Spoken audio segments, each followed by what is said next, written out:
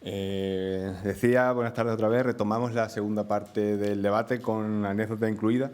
Si no me renuevan por mi eficacia, que va a ser que no, por lo menos ha quedado la cosa graciosa, que es agradecer.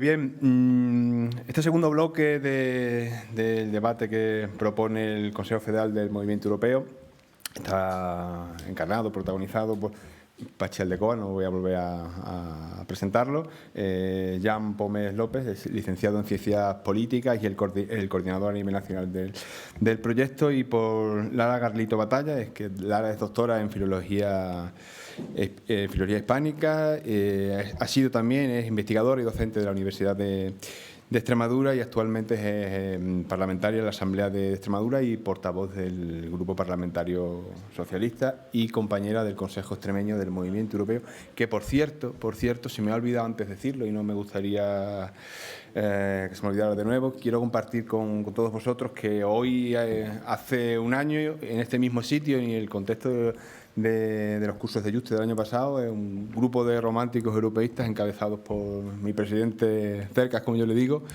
fundamos aquí en este sitio tan simbólico el Consejo Extremeño del Movimiento Europeo, que hoy, mañana o ayer va a ser un año de vida, y quería compartir con ustedes la efeméride. Creo que le tengo que dar la palabra de nuevo a Jan. Va a ser Jan, y sí le pido los 15, que se ajuste a los 15 minutos, porque va haciendo el tiempo inexorable. Intentaré ser breve. Bueno, empezar agradeciendo al Movimiento Europeo y a la Fundación Juste por darme la oportunidad por poder venir a hablar aquí en los cursos de verano. Me han dicho que tenía que hablar sobre las propuestas del Movimiento Europeo ante la nueva Agenda Estratégica de la Unión Europea 2019-2024. Intentaré ser sintético y esquemático y lo más rápido posible. La primera se marcan 4 prioridades. Siguen un poco lo que son la línea que se viene trabajando ya de la Comisión Juncker, con la nueva comisión que vendrá. Lo único que intentarán profundizar más en los temas que aún han quedado pendientes y que se tienen que trabajar aún. La primera prioridad que se han marcado sería la protección de los ciudadanos y las libertades europeas, donde trabajarán en el espacio de libertad y seguridad de la Unión Europea, donde también se vincula, ya recogiendo la estrategia global, lo que es la seguridad interior y exterior. Y quieren reforzar el Estado de Derecho, protegiendo también los valores comunes europeos. Después tenemos la segunda prioridad que se han marcado, que sería el desarrollo de las bases económicas. Con esta prioridad lo que se busca es trabajar con la profundización de la Unión Económica y Bancaria, la Unión Económica y Monetaria, la Unión Bancaria, y también lo que son la Unión de Mercados de Capitales y un seguido de objetivos que entrarían en esta categoría. Lo que aquí donde se remarca, el concepto más clave será el reforzamiento del mercado único. Después tenemos la tercera prioridad, que sería ya la de construir una Europa climáticamente neutra, ecológica, justa y social. Aquí donde lo que se busca es buscar la neutralidad climática e invertir en la transición ecológica. Voy a poner un pequeño ejemplo. Por ejemplo, se ha concedido ahora en la Comisión Europea ha concedido un programa de investigación en Asturias, donde se investigará cómo, por ejemplo, el sector metalúrgico puede seguir desarrollando su actividad, pero sin lo que es la quema de carbón, para eliminar la emisión de carbón en este sector. Son proyectos muy innovadores que esto llevarán, como habíamos hablado con Mercedes Guinea, como una revolución social que nos llevará pues, a cambiar nuestros modelos de producción, nuestros modelos de sociedad y nuestros modelos en general de la Unión. También entrará en lo que es la economía circular, el mercado de energía europeo y en otros muchos temas. La última, ya la cuarta prioridad que se han marcado, es la de promover los intereses y los valores de Europa en el mundo, digamos, en lo que es el aspecto de las relaciones internacionales. Aquí lo que se busca también es la búsqueda de autonomía estratégica en todos los ámbitos, recoger el guante a la estrategia global de Federica Mogherini de 2016, implementarla no solo en políticas exterior, sino también en todos aquellos ámbitos como pueden ser el mercado, la de comercio, la política espacial europea, en todos los ámbitos posibles. Después también dar un impulso a lo que es el multilateralismo y lo que es el reforzamiento de las normas a nivel internacional. Y esto serían, aparte también incluyendo los objetivos de desarrollo sostenibles y la Agenda 2030, son lo que engloban los 4 prioridades que, como he dicho, ya son la línea que ya trabajaba con la Comisión Juncker, pero que ahora se quieren profundizar, y la nueva comisión que salga, ya veremos si la próxima semana se va a emitir, votar la presidenta, o se tendrá que esperar a septiembre, como ya luego explicaré. Serán los que tendrán que profundizar e innovar en estas 4 prioridades, que son como un marco de mínimos de lo que se tiene que trabajar. A partir de esta nueva estrategia de la Unión Europea, pues el movimiento europeo siempre va un poco ya más para adelante, quiere ir más allá, y ahora próximamente firmaremos una declaración conjunta entre unos 8 países. Tenía aquí los países: Polonia, Alemania, Francia, Grecia, España, Chipre y Malta. Italia, que son los promovedores también. Estos son los 8 países que en un principio firmaremos esta declaración, que tiene como unos puntos más importantes. Son las conclusiones que extraen, que primera es, debido ya pasadas las elecciones europeas, remarcamos que la participación se ha incrementado y roza el 50% de participación a nivel europeo. También que los extremos se han disminuido y que el centro, los grupos de centro han aumentado. Estos son los que el Grupo Verde y el Renew Europe, que es el antiguo ALDE, son los que se han visto más beneficiados, y que todos ellos suman que aproximadamente el 70% del Parlamento Europeo son proeuropeos, están a favor de profundizar en el proyecto europeo y seguir avanzando. También lo que remarca la última conclusión es de que intentamos, en la medida posible, pues seguir en la vía del Spitzenkandidaten, o del candidato, digamos, único en traducción en español, que sería la vía que nosotros veríamos para elegir el presidente de la Comisión. Ya veremos cómo evolucionará en las próximas elecciones, y también cómo se verá esto en la incorporación de listas transnacionales o otras medidas que se puedan adoptar. A esto hacemos 5 propuestas nosotros, el movimiento europeo, el conjunto de movimientos europeos, que son reforzar el modelo democrático y reforzando o implantando, digamos, lo que es el sistema parlamentario en Europa, y abandonar la deriva intergubernamental que se ha venido, digamos, llevando estos días o estos años. Después también es recuperar el Parlamento Europeo en el centro de la democracia que tenemos en Europa, el sistema legislativo bicameral, que siempre se tiene que recordar, y también que el presidente de la Unión Europea, el presidente de la Comisión, tenga el apoyo mayoritario de los grupos políticos del Parlamento Europeo. A esto también ya reforzar la agenda estratégica que he explicado anteriormente, poniendo algunos puntos más que serían, pues, profundizar en lo que es el pilar social europeo, el incrementar el presupuesto europeo para que se puedan desarrollar más políticas, o, por ejemplo, también la revisión de lo que son los acuerdos de Dublín en temas de migratorio, en tantos otros. Después también lo que es la política exterior, que quieren eliminar lo que es la mayoría unánime dentro del Consejo, para de que este modo, pues, se puedan adoptar decisiones con mayoría cualificada, y de este modo, pues, tener una presencia mayor en el mundo. Y la quinta propuesta sería la reducción del número de comisarios de la Comisión Europea en general, que quedan un 2/3 de los países, implementando, pues, un sistema de rotación donde todos los países puedan tener comisarios y que ninguno de ellos se quede fuera. Y ya por último, las demandas que hacemos desde el Movimiento Europeo Internacional. La primera sería que dentro del grupo de la eurozona, que se cuenten con unos instrumentos fiscales propios para tener también hasta cierto punto un presupuesto, que se puedan hacer inversiones dentro de la eurozona. Y por último también abrir la puerta a un proceso constituyente.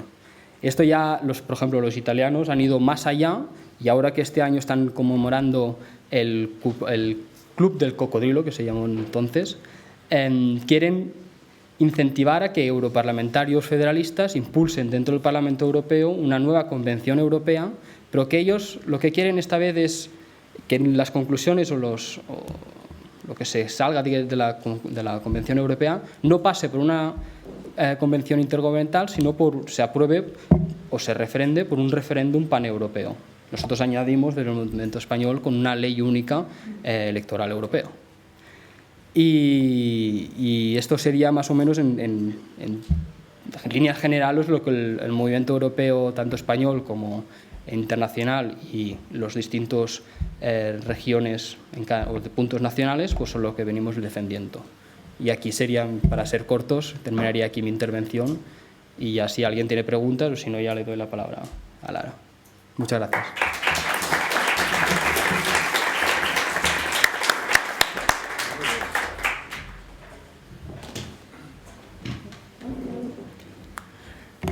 Gracias doblemente, Jan, por tu intervención, por la claridad y por la rapidez. No sé si hay alguna pregunta entre los asistentes para Jan. Allí al fondo hay una. El micro, por favor. Micro.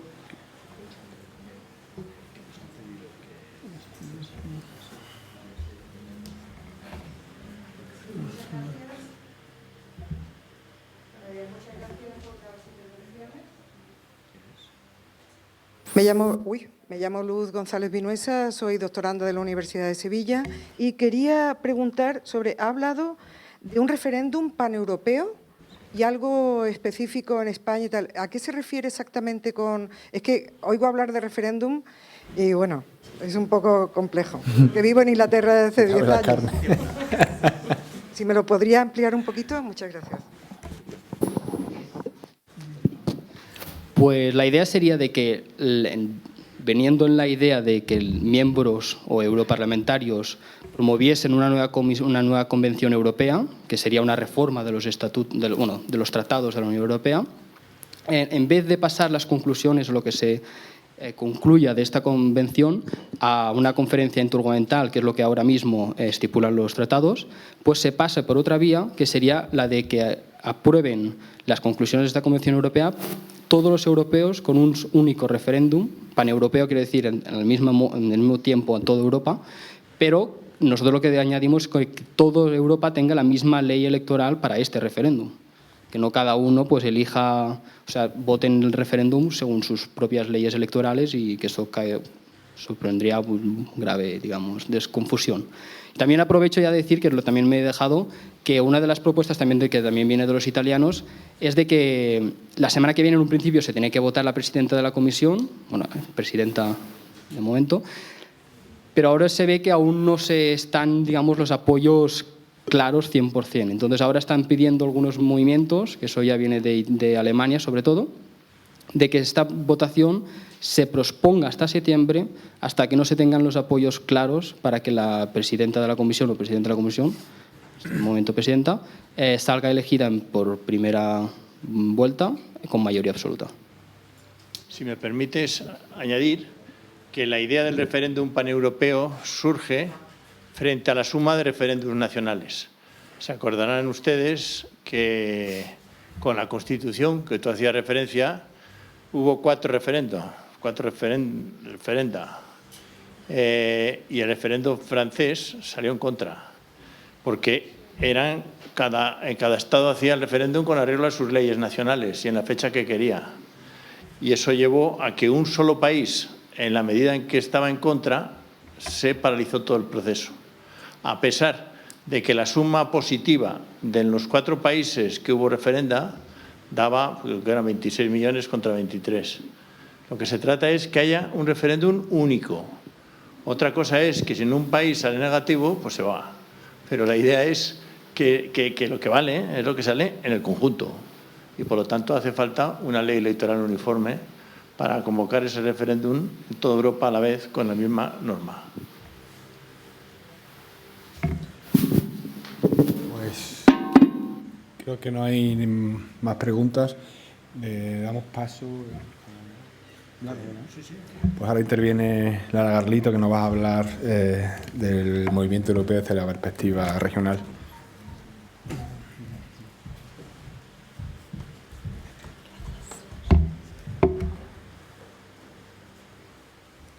Buenas tardes a todos y a todas. Permitidme que hable desde la perspectiva desde Extremadura, la perspectiva como extremeña, pero sobre todo de la sociedad extremeña. Mirad, la sociedad extremeña es profundamente europeísta, está imbricada en su ser. Podemos recorrernos toda Extremadura, pueblo a pueblo, rincón a rincón, conversación en conversación, y preguntemos realmente que qué se sienten los extremeños y las extremeñas. Se sienten españoles y se sienten europeos. La realidad europea aquí se ha no solamente cultivado o educado, sino que se ha trabajado desde todos los puntos de vista. Aquí anteriormente, en otras intervenciones, se ha hablado de la falta de comunicación de lo que hace Europa con la ciudadanía. Y se ha hablado también de la falta por parte de algunos gobiernos de la acción que tiene sobre la ciudadanía Europa. Mirad, no solamente quiero dar la visión del futuro o cómo se ve el futuro de Europa desde la perspectiva de una región como Extremadura, sino cómo se ve con la construcción de identidad extremeña, o sea, europea en Extremadura que se ha hecho.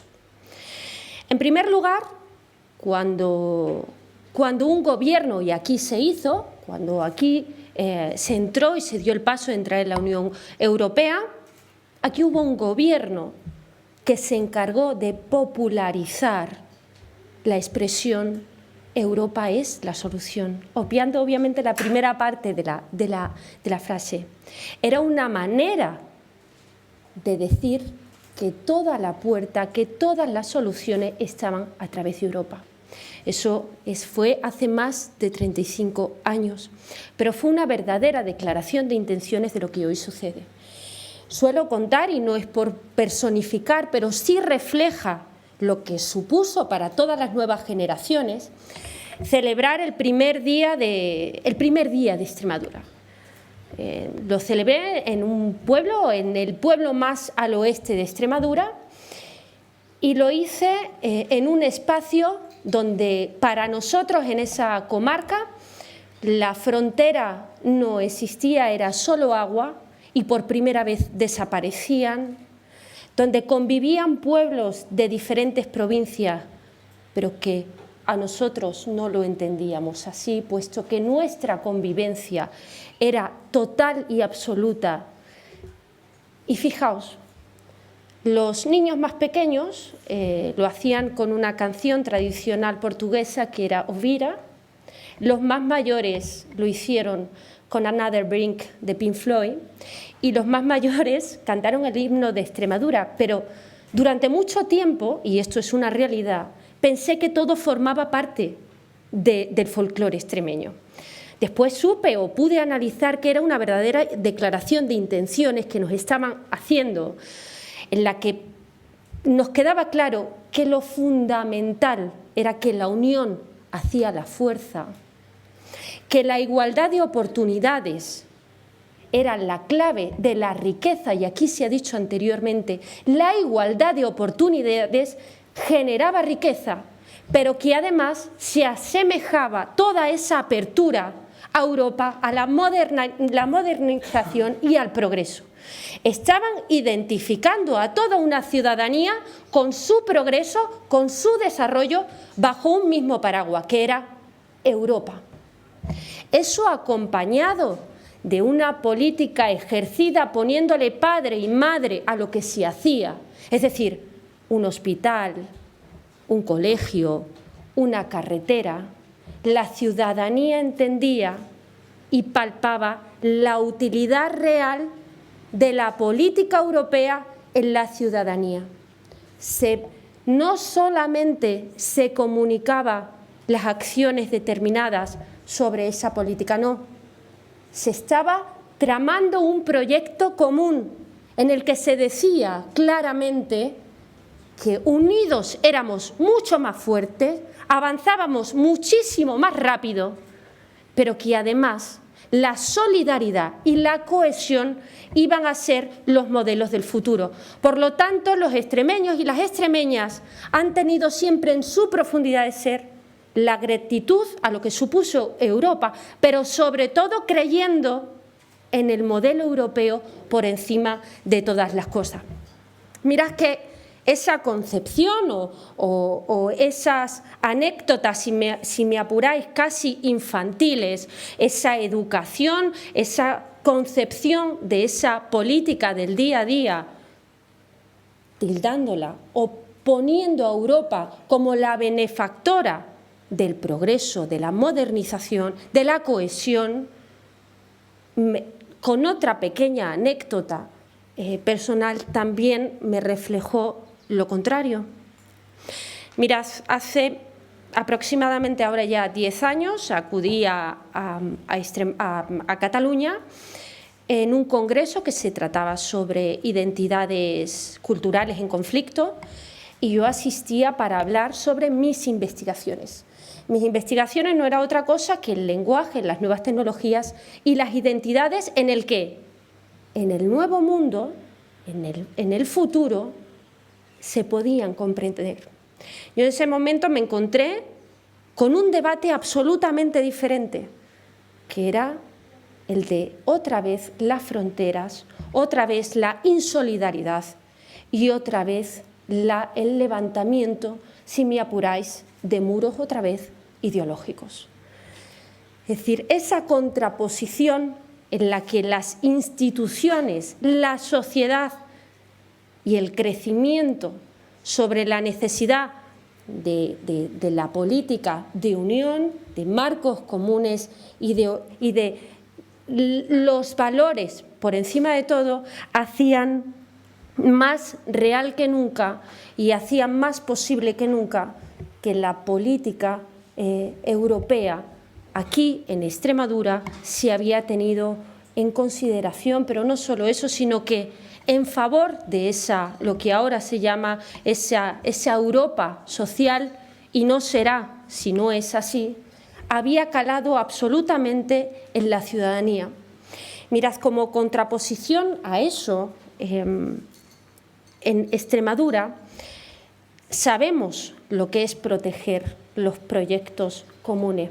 Un proyecto común es mirar por el bien común, es creer en la solidaridad, es creer en la igualdad de oportunidades, es creer en la cohesión, pero sobre todo en el progreso y en el desarrollo de una sociedad.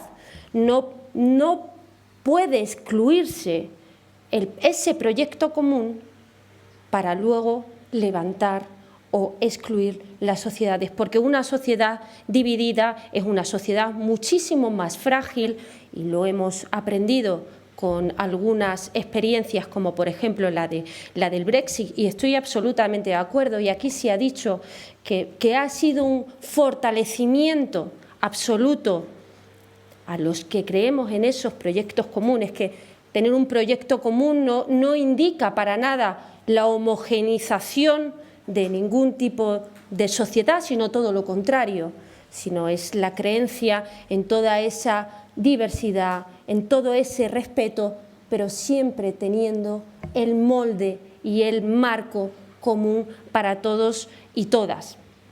Mirad, cuando en Extremadura se hablan de esas políticas que tienen que ver con Europa, todos y todas están absolutamente concienciados. Mirad, en el año anterior, en el 2018, se propuso una reforma en el 2018 en el que modificaban todos los acuerdos establecidos y que a Extremadura perjudicaban absolutamente.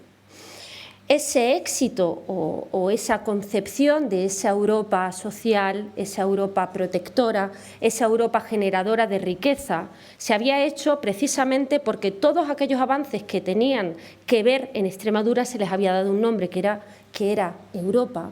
Chocaba y ha chocado frontalmente, y aquí se ha dicho, con esa madrastra, esa Europa que algunos gobiernos han utilizado para decir, si se recortan derechos como se hicieron, como si se recorta a la ciudadanía, es Europa la que lo hace. Es normal que crea un caldo de cultivo en la sociedad porque es vulnerable. Y si algo aprendió la ciudadanía en la crisis económica fue su inseguridad y su vulnerabilidad. Hasta entonces todos pensábamos que los derechos se conseguían, pero nunca se perdían. Y se demostró todo lo contrario, que se podían perder y que no solo eso, sino que conseguirlos costaría el doble del esfuerzo y que además no volverían a suceder. Entonces, si de algo se puede aprender de la experiencia europea, de la experiencia extremeña, es precisamente esa. Es decir, Europa supuso para esta tierra un gran desarrollo y fue una fuente de generación de riqueza. Si durante una crisis económica Europa se convierte en la gran generadora de desigualdad social, de pobreza de la sociedad, solamente podremos encontrar rechazo en esa ciudadanía. Absolutamente no podemos culpar después a Europa de que esa ciudadanía sienta ese recelo. Y lo digo porque, y haciendo alusión a la modificación que se pretende hace un año y que así Extremadura, en este caso su gobierno, la Junta de Extremadura, se posicionó absolutamente en contra de esa modificación, de esos 3 decretos, en los que, para que hablemos de cifras, es decir, anualmente en fondos agrarios o en fondos de cohesión en Extremadura suponen 540 millones de euros y por otra parte 150 millones de euros. Cuando se transforma o se pone encima de la mesa una modificación para que en Extremadura esos fondos se reduzcan, en un caso en un 3%, perdiendo 18 millones de euros, y en otro caso casi en un 15% en los fondos de cohesión, anualmente estamos abriendo a una región absolutamente en canal. Los fondos de cohesión o los fondos agrarios, tener una política común, no es otra cosa que creer en la solidaridad, en apostar por un marco común, por una sociedad común. Y si me preguntáis cuáles son los retos que tiene Extremadura en este momento de cara al futuro, os podría hablar de la despoblación, os podría hablar de la digitalización y la robotización, del empleo y del cambio climático. ¿Se asemejan acaso estos retos? Y aquí sí ha estado citando la agenda que lleva. ¿Son diferentes acaso de los que tiene Europa? No, son absolutamente los mismos retos en Europa y por lo tanto hablar de Extremadura y de los retos que tiene que afrontar Europa también los debe de hacer. Ahora bien, tenemos 2 modelos de afrontar esos retos. El modelo que se propone y que se entiende desde Extremadura, es decir, un modelo social, apostar por la igualdad, por la cohesión, por la igualdad de oportunidades, o por otra parte, negar esos principios para apostar por otros, legítimos, pero no contarán con nuestro acuerdo, porque si aquí se ha demostrado algo, es el modelo de éxito, de creer en los proyectos comunes, de que Europa sea la madre de todas las grandes transformaciones del modelo social y, lo que es más importante, que la ciudadanía sienta que forma parte de ese mismo proyecto y que forma parte de esos mismos valores y de esos valores que se transmiten a través de ese proyecto común. Por lo tanto, No solamente se trata de entenderla como algo ajeno, como algo absolutamente lejano, sino hacer lo que se ha hecho aquí, el modelo de aquí, que es personalificar y señalar todos los avances a través del modelo de europeo. Se me agota el tiempo, así que muchas gracias a todos y a todas.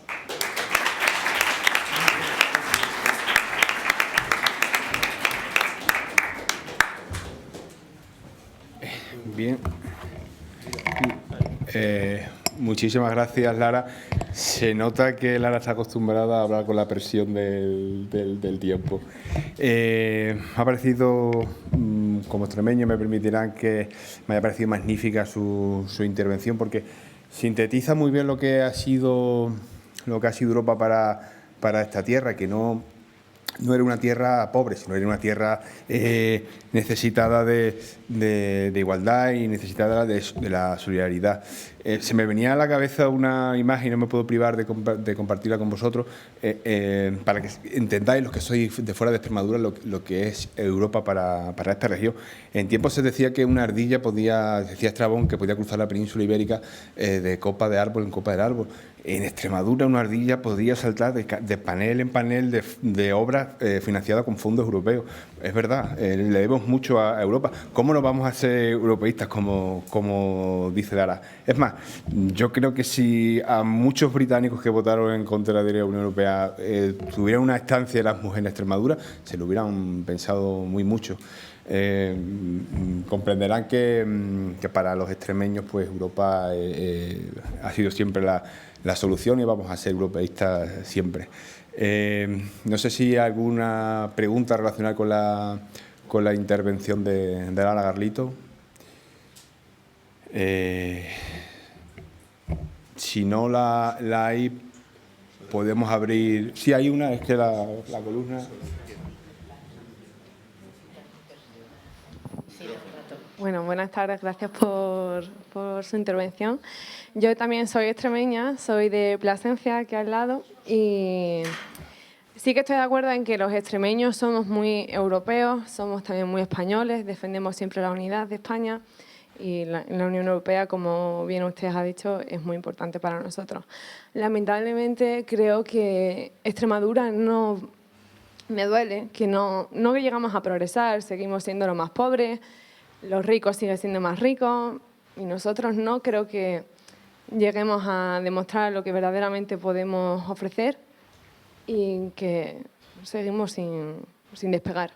Entonces, ¿no creen ustedes que tenemos que hacer aún mucho más, que aparte de que, a pesar de que recibamos ayuda desde la Unión Europea, que sigue sin ser suficiente, que Extremadura podría ofrecer mucho más y que lamentablemente seguimos siendo los menos importantes tanto de España, casi como de Europa?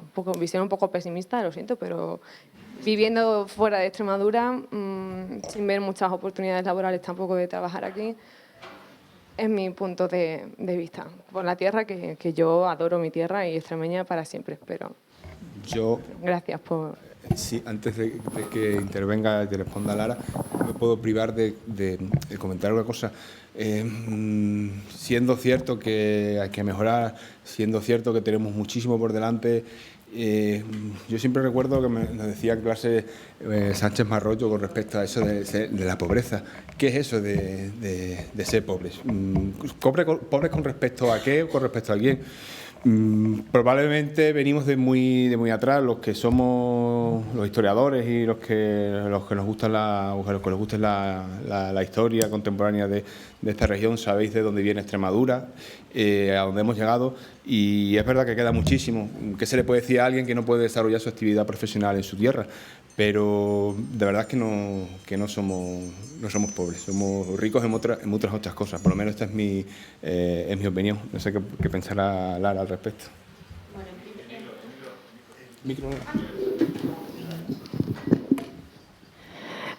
Muchísimas gracias por tu pregunta, por tu reflexión y por tus afirmaciones. Es verdad que hay que pelear contra ese sentimiento pesimista que en muchas ocasiones se tiene. No es cierto que en Extremadura estemos a la cola de todo, no es cierto que seamos los últimos de todo. Es más, fijaos que cuando hablamos de despoblación o por decirlo de alguna manera, la movilidad entre los jóvenes, Extremadura está además muy por debajo de la media española y, por supuesto, alejada también de muchos países europeos. ¿Verdad que muchas veces tendemos a esa concepción pesimista? Porque Juan Carlos lo ha dicho, también hay que ver desde dónde veníamos y lo que se ha hecho en estos 35 años. No es una justificación, pero sí que hay que saber qué datos había de analfabetismo y en qué situación nos ponemos ahora. No es lo mismo, aquí había una metáfora, no sé si populista, pero era lo cierto, no es lo mismo dar una vuelta al circuito en un Ferrari que en un 600, pero da la vuelta. Lo cierto es que no estamos a la cola, por ejemplo, ni en sanidad, ni educación, ni en servicios sociales. Es decir, en Extremadura, y aquí los datos lo reflejan, es decir, tanto la Unión Europea, la calidad aquí de vida en Extremadura no refleja ese sentimiento de pesimismo. Por supuesto que hay que aspirar a una tierra de progreso y de oportunidades, porque lo permite esta región, pero hay que trabajar todos y todas para que eso suceda, pero no con el optimismo frívolo o inocente, no, con el optimismo valiente de decir que esta tierra es una tierra de oportunidades, porque lo es, porque ha sido capaz en 35 años probablemente de evolucionar como muy pocas lo han hecho.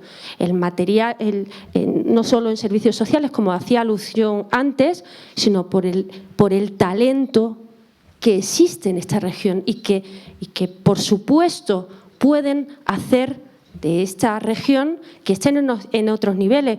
Lo de las cifras y los parámetros, muchas veces yo sé que son muy efectistas, pero no son reales.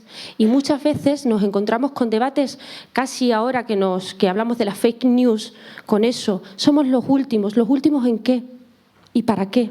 No es cierto. No es cierto, se puede evolucionar, se puede mejorar, por supuesto que sí, pero hay que trabajar para ello. Entonces, aspiremos a esa mejora y a esa modernización y a ese progreso de sociedad, pero siempre mirando hacia adelante. Si hay una frase que me gusta del Estatuto de Autonomía de Extremadura, por cierto, que no tienen otros estatutos, y creo que hace a gala de Extremadura, es que no nos ata el pasado, sino que es añoranza del futuro lo que sentimos, ¿no? Entonces yo creo que eso refleja perfectamente el espíritu de los extremeños y de las extremeñas. ¿Alguna pregunta? Una más. Vale, mi nombre es Jacob Clavel, también soy extremeño, soy de Cáceres. Y seré muy breve, voy a intentar hacer una extrapolación respecto a la visión extrecentrista que has tenido anteriormente. Me ha parecido interesante, pero haciendo la extrapolación y haciendo una comparación o una relación con ese comentario que has hecho sobre un británico que viniera aquí y viera esa cantidad de obras que se ejecutaron, ¿no? Yo creo que si un británico viniera aquí, no creo que se replantease la votación del Brexit, sino que con mucha más determinación lo haría. Que eso no es una crítica, sino que es sinónimo del egoísmo que, sin embargo, en muchas zonas de Europa se ha planteado. Y ya para concluir, me gustaría decir que es verdad, yo creo que Bruselas tiene una visión más integradora que, por ejemplo, Madrid, estando a muchos más kilómetros. Y es así. Creo que Bruselas nos ha tratado a los extremeños en particular mucho mejor que la capital del Estado español. Muchas gracias. Supongo que depende del británico que viniera, ¿no? Vamos a quedarnos con la versión buena. me ha gustado ese concepto de poner en el centro a Extremadura, pero en realidad lo que quería resaltar era la importancia de tener un proyecto común. Y me voy a explicar.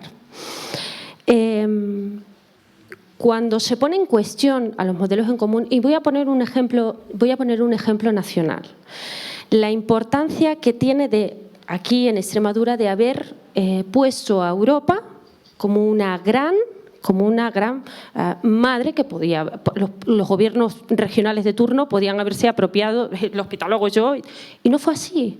Es decir, fue una adopción de creer que la ciudadanía tenía que entender a Europa como la solución. Y eso es una postura elegida, ¿de acuerdo? Cuando hablo del proyecto común, y ahora voy a poner un ejemplo, cuando dices, si viniese aquí un británico, seguramente se replantearía pues su voto.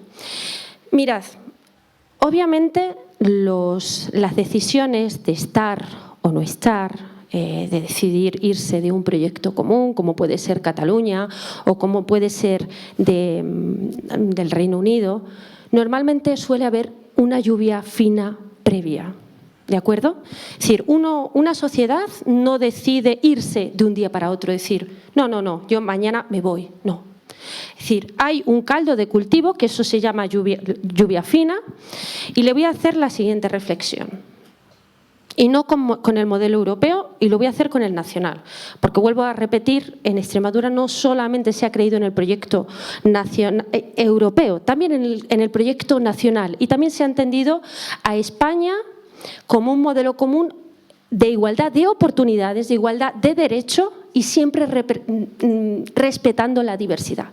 Hace poco tiempo, en el periódico leí una noticia que estaban en mitad los chicos de lo que era la antigua selectividad, y en mitad de ese debate, es decir, en el que hay que entender que hay unas generaciones que están nerviosas para decidir su futuro o no, en mitad de unas familias que no saben qué va a pasar con sus niños y con sus niñas, resulta que lanzamos a los medios el siguiente debate.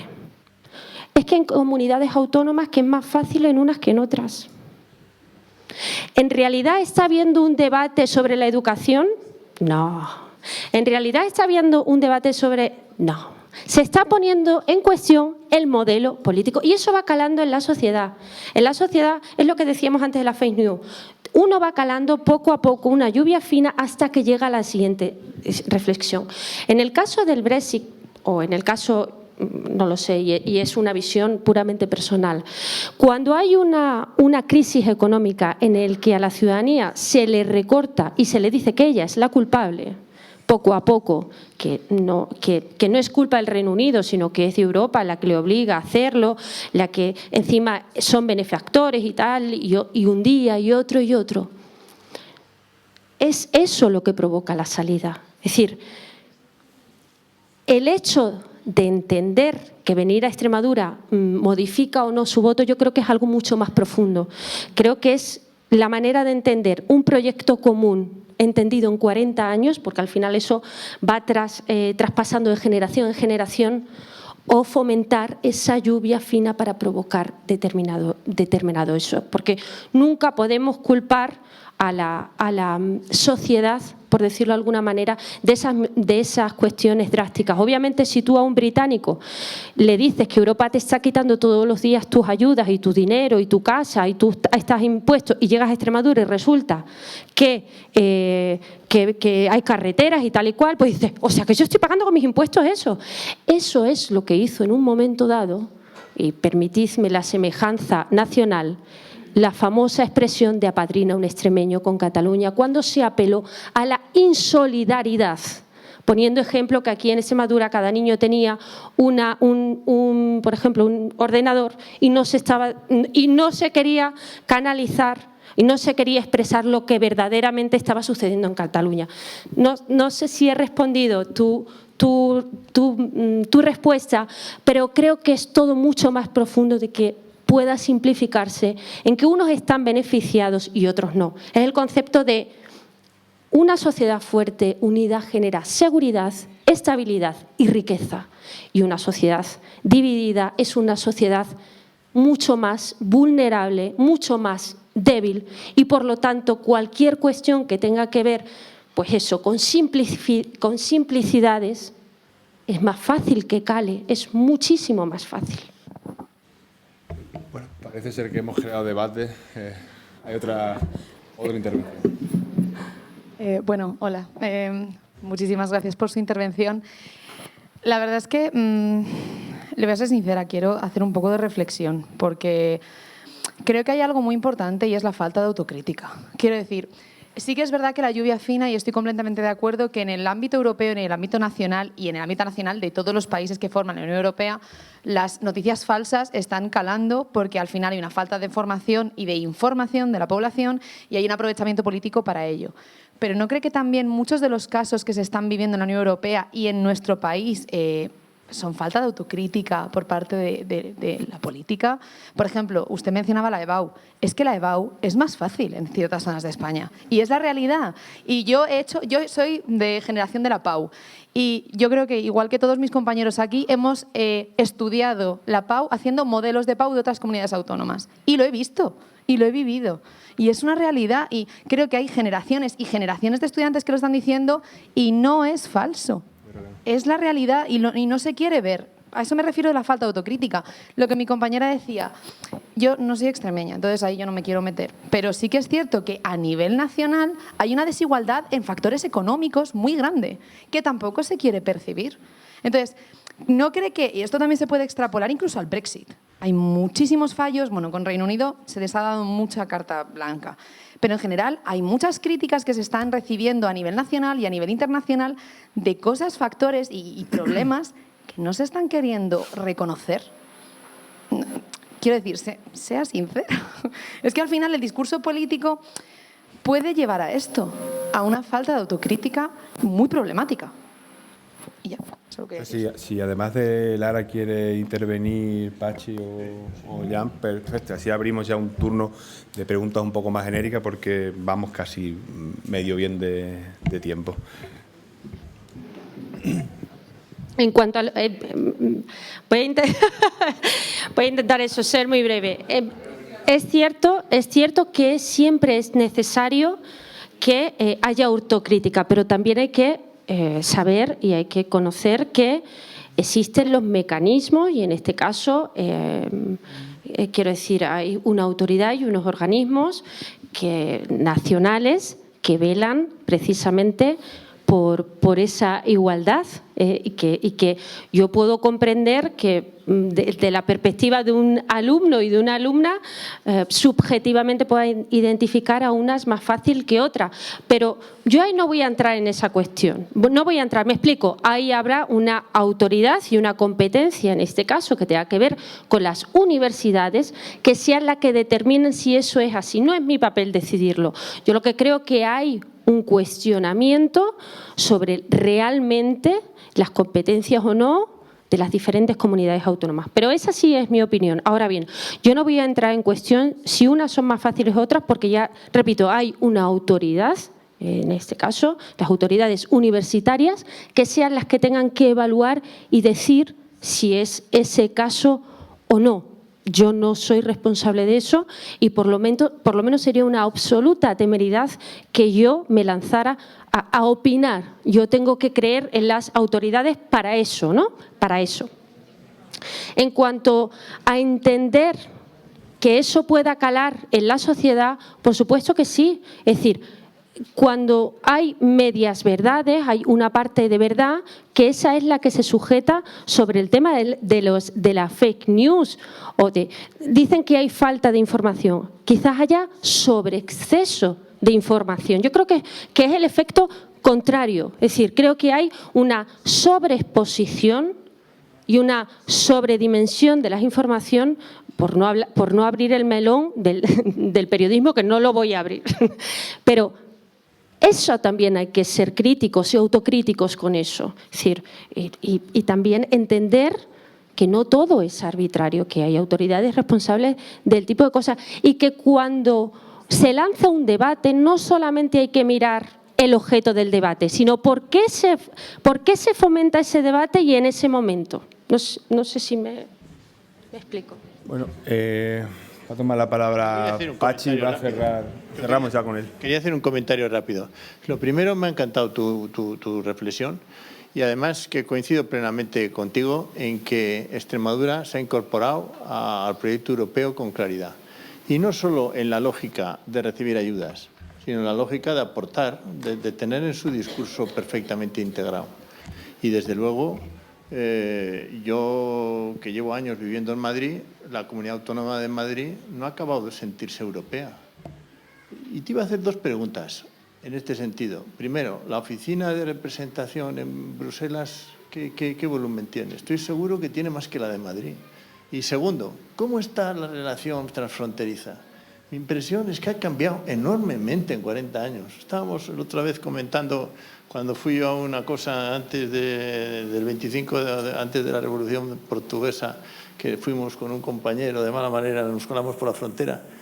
Aquello era un mundo, no tiene nada que ver, pero me gustaría que me digas qué habéis hecho en la relación transfronteriza.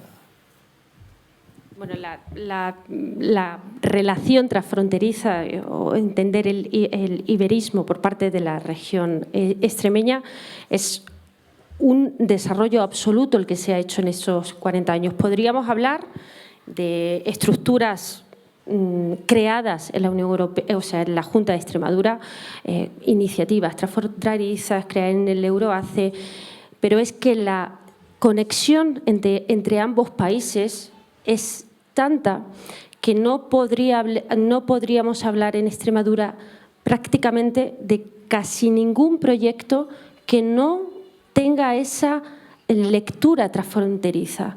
Es decir, cuando contaba ese hecho de la raya, de entender que éramos una única sociedad o una misma comunidad, eso no sucedía hace 40 años. Y muy bien lo has reflejado, es decir, ya no solo porque existía una frontera física a la que había que traspasar, sino además la conciencia y no sé si decir casi la separación del pueblo portugués del pueblo extremeño. Sin embargo, durante estos 40 años, no solamente con iniciativas que las hay, es decir, hay estructura, hay programas, sino que la sociedad en su conjunto ha articulado todo encaminado a la opción transfronteriza, es decir, el hermanamiento, podríamos decir, de Extremadura con Portugal es absoluto. Es decir, la creación o la oficina de Extremadura en Portugal podría ser un ejemplo de ello, pero como tantos y tantos y tantos que hacen que la cohabitación transfronteriza en estos 40 años haya sido una absoluta realidad.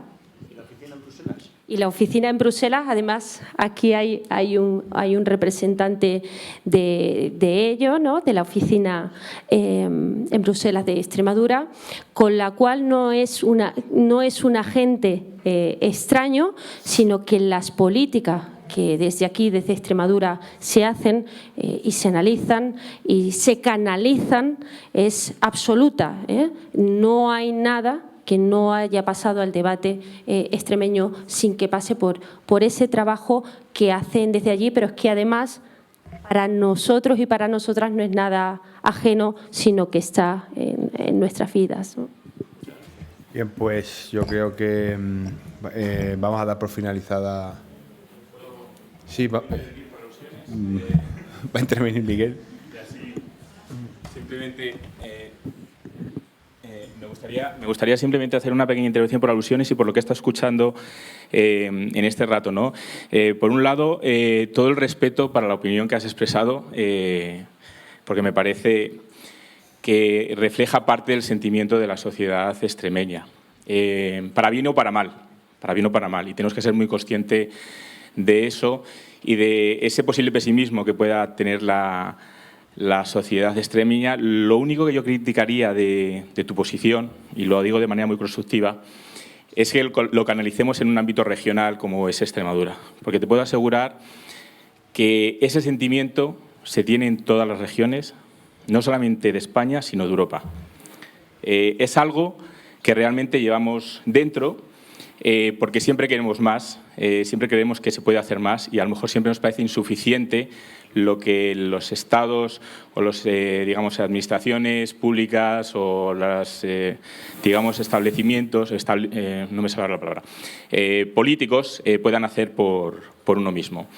Pero lleva implícita también otra reflexión interna, que es que ese sentimiento de identidad, cuando hablamos de Extremadura, hablamos de España, cuando hablabas, por ejemplo, de lo del inglés, que puede venir aquí, sentirse o no, volvemos a lo local y a regionalizar esos sentimientos, cuando aquí estamos en un debate europeo.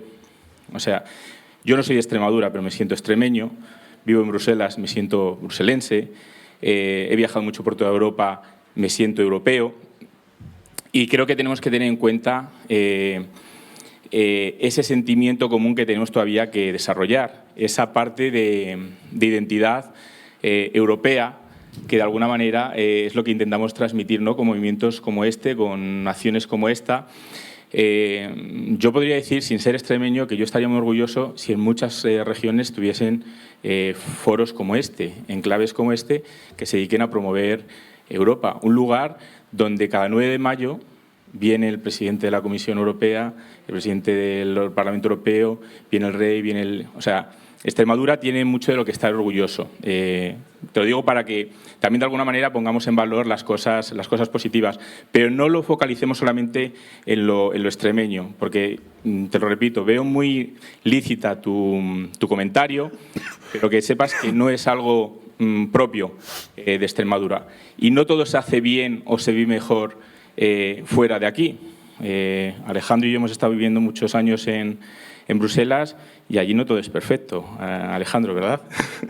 De hecho, muchas veces tenemos estereotipos positivos excesivos sobre lo que pasa en el norte de Europa y no todo lo que pasa en el norte de Europa es precioso y todo funciona correctamente. Entonces, tenemos que tener en cuenta también esas perspectivas. Quizás programas como Erasmus, ¿no?, que nos permiten conocer un poquito mejor cómo funcionan las cosas en otros países, otras culturas, pues nos ayudan realmente a saber lo que es Europa. Pero tenemos que mirar las cosas de una perspectiva mucho más amplia. A mí me gustaría que un inglés estuviese orgulloso de lo que se hace en Extremadura, esas carreteras o esas infraestructuras o esos hospitales o esos colegios, porque son oportunidades para él también. Porque si todos formamos parte de Europa, lo que se haga en Alemania, lo que se haga en Italia, lo que se haga en Malta, lo que se haga en Reino Unido, a mí también me resulta positivo. Porque si yo un día voy allí, o como me ha pasado ahora, que estoy viviendo en Bélgica, tengo allí mis hijos, hay un sistema escolar, hay carreteras, hay hospitales, yo me beneficio de eso también. Entonces yo creo que tenemos que tener esa perspectiva más amplia de lo que significa Europa para nosotros.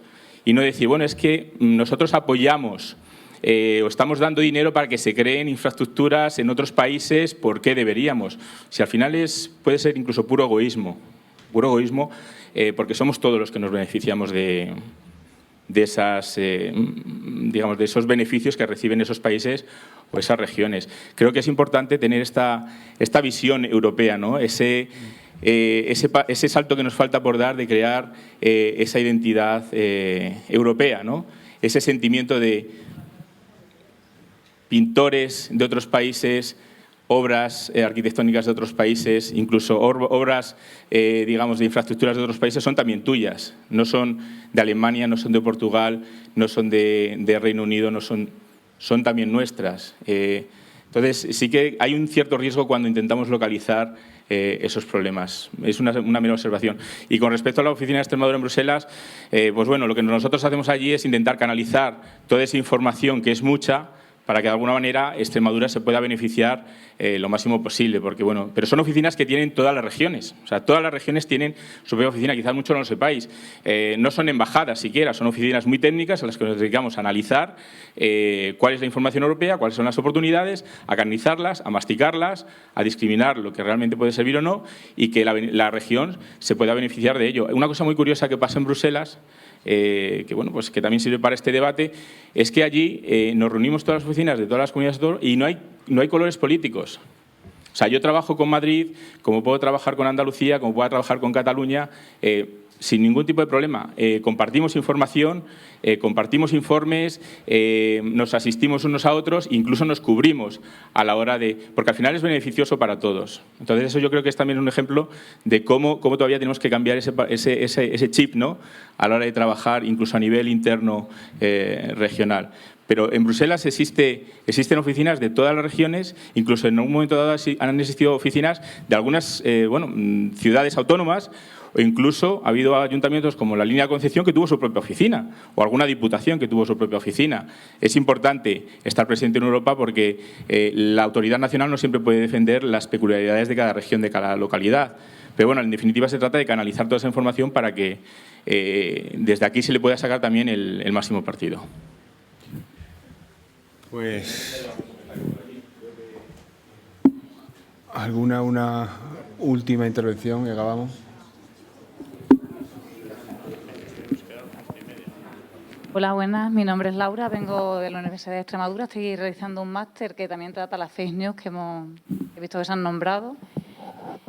Creo que sí podríamos hablar desde la perspectiva regional porque esta ponencia trata sobre la perspectiva regional a nivel europeo, entonces creo que sí que hay que centralizarlo en la región. Y quería lanzar también, igual que ha comentado mi compañera, la autocrítica que no existe en Extremadura, porque estamos hablando de las fake news y los primeros que lanzan fake news son desde las administraciones y partidos políticos. Invito al resto de mis compañeros a que miren un documental que se llama La fábrica de troles y cómo mediante los troles y las fake news consiguieron que ganara las elecciones Hillary Clinton, o sea, las perdiera Hillary Clinton y la ganara Trump.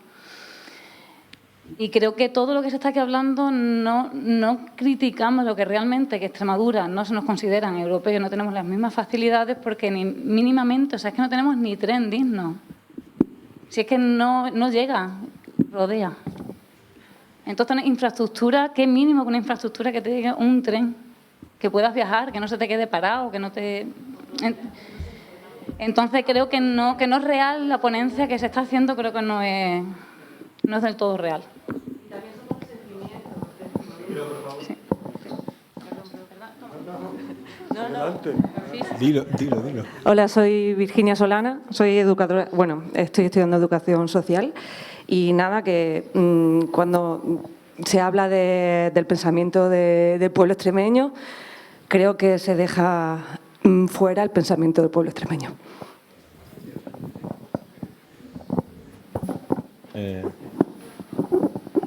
Yo sí quiero decir algo. Si cogemos la encuesta del Eurobarómetro que hay por regiones, veréis que Extremadura está muy alta. La percepción que tienes sobre el proyecto europeo. Veréis que está muy alta. En todos, cuando se les dicen… Pues yo estoy con el micro. Cuando se les dice si hay satisfacción por estar en el proyecto europeo, cuando se les pregunta, ¿querrían salir de la Unión Europea? Nadie. No sé, insignificante. No tengo en la cabeza. Pero está por encima… una cosa… Perdón, déjame terminar. Pero está por encima de la media española. La percepción que hay sobre la pertenencia a la Unión Europea. Está muy alta en Extremadura. Y además ha ido cambiando a lo largo del tiempo. Y quería decir otra cosa más. El tema del tren. Una calamidad. Yo soy de Bilbao. Es una de las regiones más ricas de España. El tren que tenemos es peor que el vuestro todavía. Y no sale ni en los periódicos. No hay más que… perdona. Hombre, perdonadme que… Bueno, soy usuario… Perdonadme, soy usuario… Por favor, no se nos va de las manos. Por lo menos doy el dato. Soy usuario de los dos. En el caso del País Vasco han quitado los trenes. Porque no funcionaban nada. Y hay 70 autobuses diarios. Es una barbaridad. Y no salen en los periódicos. ¿Por qué? Pues yo qué sé. Pero es una auténtica barbaridad. La línea de ferrocarril han quitado la que iba por Burgos para ir a Bilbao, que eran 400 kilómetros. A ti que ir por Valladolid van 570. Es un auténtico desastre. No digo que sea peor o mejor. Es que ha desaparecido el tren. Y no hay esa conciencia de decir, es que a nosotros nos maltratan. No, nosotros nos hemos equivocado en el tema del tren porque fue una decisión del tiempo de Aznar que lo pasó por Valladolid y todo lo de Burgos, pero no hay esa conciencia, no sé cómo decir, esa conciencia de que nos tratan peor que a nadie. No, unas cosas mejor y otras peor. ¿El tren es una barbaridad? Vale que es una barbaridad. Por favor. Hay otros que tienen muy mal. El debate es muy interesante, pero no podemos darle la palabra a todo el mundo, porque estaríamos hasta las tantas. Por deferencia, vamos a darle la palabra a la profesora Oliver, que quiere hacer un breve comentario, y vamos a dar por finalizada la sesión de tarde. Lo de breve lo has dicho tú, no, pero sí, muy brevemente. Es que no me resisto a hacer un pequeño comentario, yo, recogiendo también algunas cosas que hemos estado hablando durante la comida, durante el café, algunas de nosotras. Y digo esto no siendo extremeña, no siendo madrileña y no siendo experta en temas europeos, con lo cual, quedo parapetada. Yo creo que en los temas europeos puede pasar un poco como en los temas en los estudios del desarrollo, ¿no? Que es difícil encontrar a analistas, a profesores que seamos capaces, o sea, creo que nosotros mismos tenemos que hacer un enorme esfuerzo por adoptar una postura más positiva que normativa, ¿no? En el análisis, es decir, hay un sesgo de partida en el que yo me incluiría. Si me dedico a los estudios del desarrollo es porque ya tengo una ideología o tengo un enfoque de partida que me hace, creer en un determinado tipo de sociedad, en un determinado tipo de comunidad internacional, en un determinado tipo de convivencia internacional. Y probablemente eso ya me moldea y me sesga en mi análisis de situación. Y yo tengo la sensación de que con los temas europeos puede pasar algo similar, ¿no?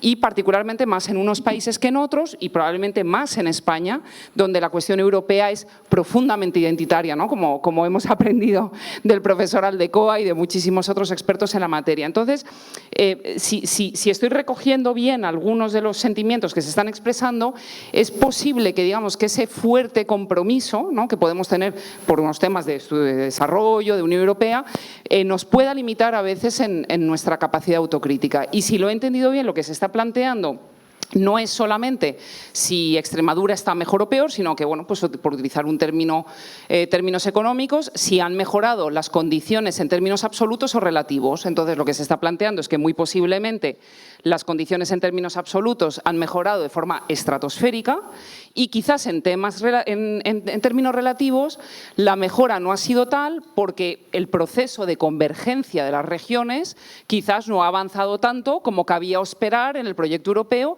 y hay, como hemos visto a lo largo de toda la jornada, tendencias a la polarización y a la concentración que, por otra parte, son bastante naturales en procesos de cambio de estructura económica, ¿no? O sea, que corregidme, no sé, a lo mejor estoy haciéndome eco de algo que no es lo que queríais expresar, corregidme si me estoy equivocando. Eso por un lado.